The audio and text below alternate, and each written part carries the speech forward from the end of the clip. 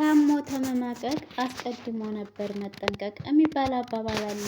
እንግዲህ የምታውቁ ካላችሁና ዳንኤል እንግዲህ በመጀመሪያ ደረጃ በጣም እናዝናለን፣ ከልባችን ነው ሀዘን የተሰማን። ምክንያቱም እንደዚህ በቁምህ አይንህ እያየ ፍቅረኛህን ስትነጠቅ ማየት እጅግ በጣም ያማል።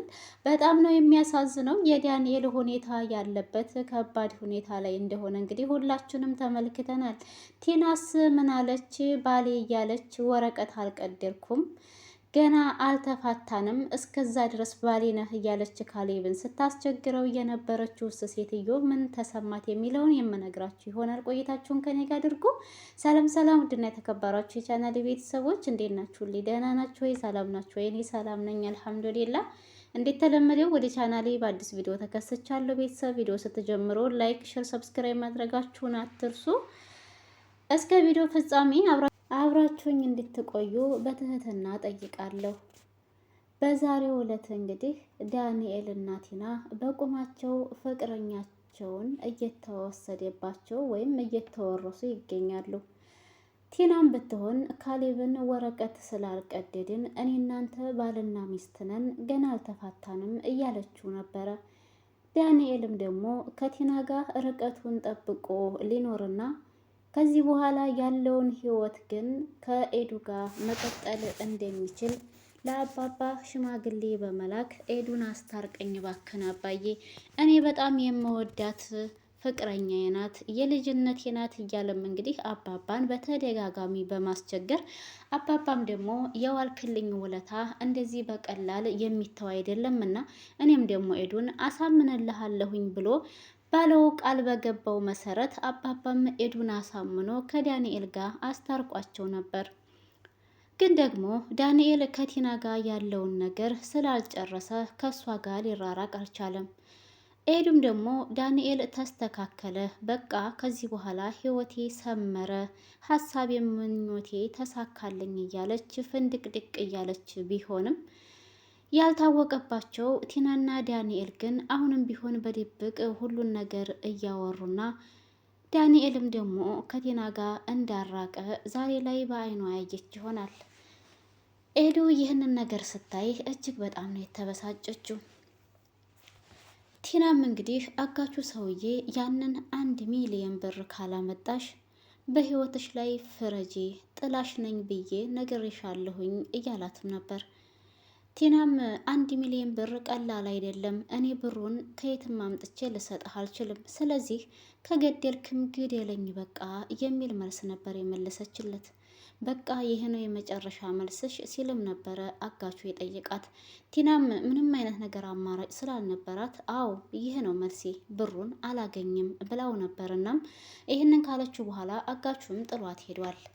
ዳንኤል ጋር ስልክ በመደወል የሆነ ቦታ ላይ እንድታገኘውና የምታወራው ነገር እንዳላትም ተነግረውና ዳንኤል ጋር ተገናኝተው ቆመው በሚያወሩበት አጋጣሚ ቲና እንግዲህ ደስ የሚል ስሜት ስለተሰማት እስካሁን ከሁሉም ሰዎች እሱ ብቻ ስላራቃት እሱ ከጎኗ ስለነበረ ዳኒ በችግሮች ሁላ ከጎኔ ስለሆንክ ከልብ አመሰግንሃለሁ ትልና እንግዲህ ያው ፍቅረኛሞችም ስለሆኑ ይተቃቀፋሉ ማለት ነው።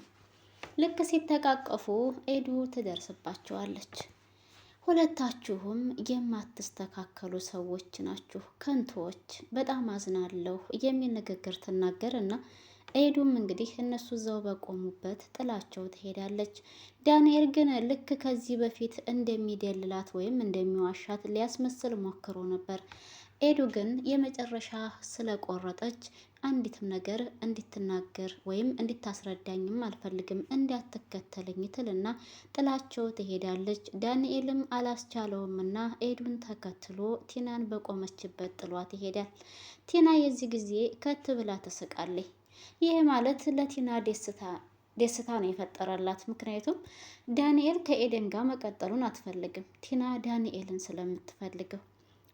ኤዱ ያላት አማራጭ ከዚህ በኋላ ከካሌብ ጋር መስማማት ወይም ከካሌብ ጋር ፍቅረኛሞች መሆን ስለነበረ ካሌብን የሆነ ቦታ ላይ ተቀጥረውና ሁለታቸውም እየተጎዱ እንደሆነ እንዲሁም ዳንኤልም ከቲና ጋር እንዳልቆረጠ ካሌብም ደግሞ ፍቅረኛውን እንዲያጣ እሷን ፍቅረኛዋን እንዲያጣች ስለሆነ የሚተዋወቁት ይሄ ነገር እንደዚህ እየሆነ ስለሆነ ስለዚህ ለምን እኔ እናንተ ፍቅረኛሞች አንሆንም ብላ እራሷ ታቀርብለታለች። ካሌብ ይሄ ነገር ፍላጎትና ሀሳቡ ባይሆንም ግን ለመበቀል ሲል ግዴታ ኤዱን እሺ ብሎ መቀበል ስላለበት በሀሳቧ ይስማማና ከዚህ በኋላ ፍቅረኛሞች መስለው እነሱ ፊት ለማናደድ ማለት ነው ቲናንና ዳንኤልን ለማቃጠል ያሰቡት ሀሳብ ነበረ። ይህም ሀሳብ ደግሞ በሚገባ ነው የተስተካከለላቸው። ደስ በሚል ሁኔታ ተውነውታል። ካሌብና ኤዱ ሳይታሰብ ድንገት ፍቅረኛሞች ሆነው ተገኙ። ዳንኤል ደግሞ በተአምር አላሰበውም ነበር።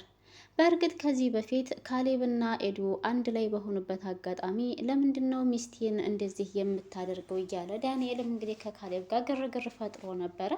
ያው ቢሆንም ግን ለምንድን ነው እሷኛ ቤት እስከመጣች ድረስ ወደ ቤቷ ነው የሸኘኋትኝ፣ አንተስ ስለምንድን ነው እንደዚህ የምትሆነው ብሎ ነበር የመለሰለት።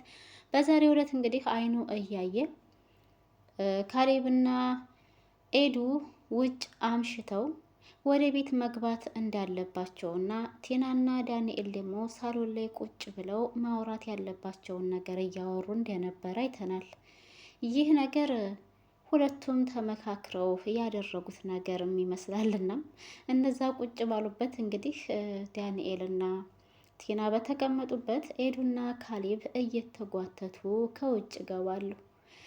ይህንን ነገር ሲያይ ዳንኤል መሬት ተሰንጥቋ ይወጣው ነው የሆነበት። በጣም የደነገጠው ኤዱ እንግዲህ እየገተተች ካሌብን ወደ መኝታ ክላስ አስገብተዋለች። ቲናም በጣም ተናዳለች። እዚህ ፓርት ላይ በጣም ነው የተናደደችው። አሁን ምን ይባላል መኝታ ቤት ካሌብን እየጎተተች ይዛ የምትገባው ስትልም ነበር እንግዲህ ዳንኤልም ምንም አይነት መልስ ስለሌለው ቲና እባክሽን ተይኝ፣ አሁን እኔ ምንም ማድረግ መናገር አልችልም ከመናደድ ውጭ። በቃ አይኔ እያየ በህይወቴ ላይ የተጫወቱብኝ ነው ወይ? እንዴት ነው ይህ ባለጌ ሚስቴን የሚያማግጠው? እያለ ነበር ዳንኤል። እሱ ከዚህ በፊት ቲናን ሲያማግጣት ነበረ። ከቲና ጋር ሲማግጠዋል የሚባለው። ስለዚህ በራሱ ላይ ሲደርስ ግን ምን ያክል እንደሚያንገበግብ እንደሚያናድድ ያወቅና ካሌብና ኤዱም እንግዲህ መኝታ ክላስ ውስጥ ገብተው ፈርሃና ያኔ ደስተኛ ሆነዋል። ኤዱም እንግዲህ አይሸትህም ወይ እያለችውን ካሌብን ስትጠይቀው ካሌብ ደግሞ ምንድን ነው የሚሸተው? ምንድን ነው የተቃጠለ ነገር አለ እንዴ እያለም ሲጠይቃት ነበረ። እንግዲህ አልገባውም በሰዓቱ። ኤዱ ግን ዳንኤልና ቲና ሲቀጣጠሉ ዲብን ሲሉ አልሸተተህም እያለች እንግዲህ ስታወራለት ካሌብም ደግሞ የዚህ ጊዜ በደንብ አድርገሽ እየሰራሽበት ነው ይላታል። በደስታ ነው እንግዲህ እያሳለፉ ያሉት። ይህ ነገር ለማንና ለማን ነው እንግዲህ ጨጓራ መላጥ የጀመረው? የካሌብና የኤዱ አንድ ላይ መሆን አንደኛ የዳንኤልና የቲናን ጨጓራ እየላጠ ነው በሉ። ከዛ ደግሞ ትሁትም እኮ ለነገሩ እሷም እኮ በቆሟ ነው የተወረሰችው ቤተሰብ። ምክንያቱም ትሁትም አፍቅረዋለች ካሌብን። እንግዲህ አስቡት፣ ካሌብ በስንት ሴት ነው የተፈቀረው? በሶስት ሴት እስከ ትሁት እስከ ቲና ማለት ነው። ቲና ሚስት ነበረች።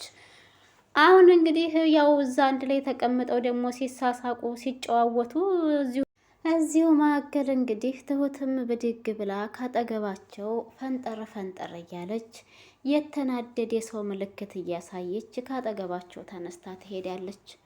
ይሄ ነገር ለሁሉም አስገርሟቸዋል። በተለይ ለኤደን።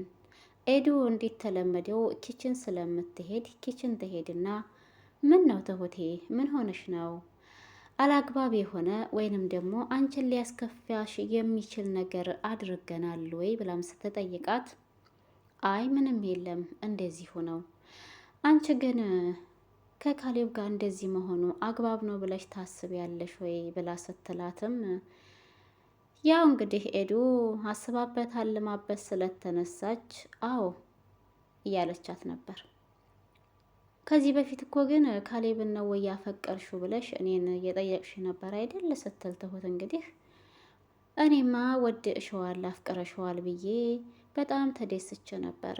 ያው አንቺ ስትተየው ደግሞ እኔ የራሴ ያደረኩት አለችና እንግዲህ ወሽመጧን ቁርጥ አደረገችው ትሁትን። ትሁት ያው ደስተኛ አይደለችም። ለምን አትናገርም? ቆይ እኔ ግራ የገባኝ ነገር ትሁት ለምንድን ነው ካሌብን እንደምታፈቅረው የማትናገረው ማለት ነው? ቆይ ፍቅር ተደብቆ ይቻላል እንዴ ቤተሰብ? ለማንኛውም ትሁት እንግዲህ እርምሽን አውጪ፣ እንዲሁም ዳንኤል እና ቲና እርማችሁን አውጡ። ካሌብ ተወስዷል፣ የሌላ ሰው ሆኗል። ቤተሰብ በቀጣይ ክፍል ደግሞ ምን ይከሰታል የሚለውን አብረን የምናይ ይሆናል። እዚህ ድረስ ይበቃናል። ከተመቻችሁ ላይክ፣ ሽር አድርጉልኝ።